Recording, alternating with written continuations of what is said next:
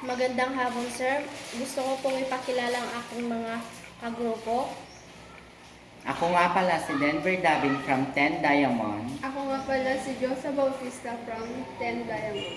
Ako nga po pala sa Irene D.S. Romo from 10 Diamond. Lesbian, tumutukoy ito sa isang babaeng na may romantikong sexual na atraksyon sa kapwa babae. Ang isang lesbian ay isang babaeng may ganitong uri ng oryentasyong sexual. Gay. Karaniwan ang terminong gay ay ginagamit upang ilarawan ang mga kalalakihang may romantikong o sexual na atraksyon sa kapwa lalaki.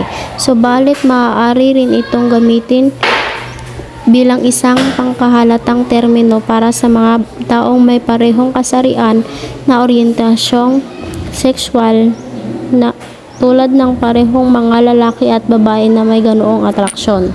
Bisexual. Ang isang bisexual na tao ay may romantikong o sexual na atraksyon sa dalawang kasarian.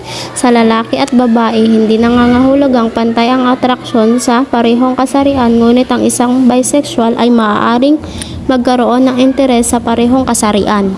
Transgender. Tumutukoy ito sa isang tao na ang kasarian o gender identity ay hindi tumutugma sa kasarian na ipinanganak sila. Halimbawa, isang taong ipinanganak na lalaki ngunit ang nakaramdam at nag-identify bilang babae ay isang transgender na babae, at kabaliktaran para sa mga transgender na lalaki.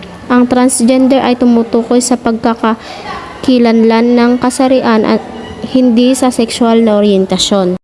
Layunin ng LGBT movement. Ang LGBT movement ay nagsusulong ng pagkakapantay-pantay, pagtanggap at respeto para sa lahat ng tao, anuman ang kanilang sexualidad o kasarian.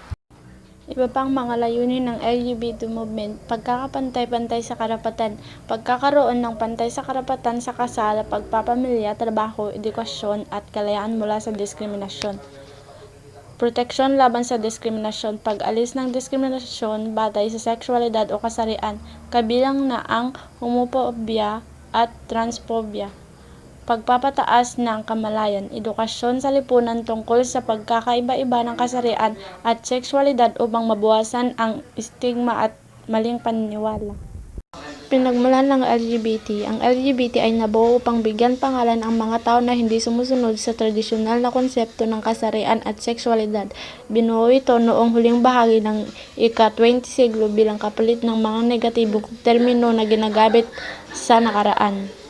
Pag-unlad ng terminolohiya, 1960s and 1970s ginamit ang salitang gay bilang payak ng termino para sa buong komunidad.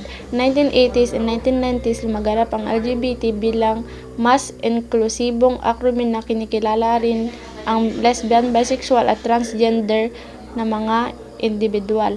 2000s hanggang kasalukuyan nagdagdagan ng iba pang identidad tulad ng queer, intersex, asexual at iba pa.